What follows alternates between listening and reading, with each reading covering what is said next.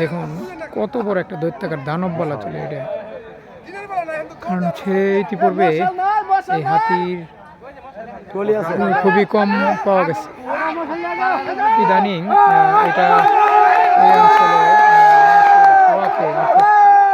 মানুষ ধোয়া দেওয়ার কারণেই দেখুন হাতি তাড়ানোর মূল যন্ত্র যেটা হচ্ছে হাতির এই মশাল।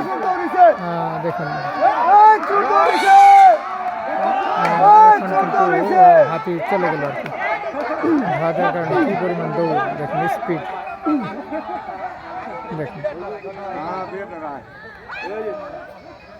পজিশন মতো গেছে ঘুরান দিবে আরো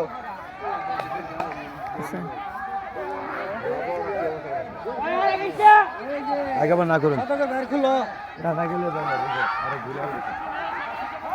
মানে বাড়ি দুইটা বসে মানে কি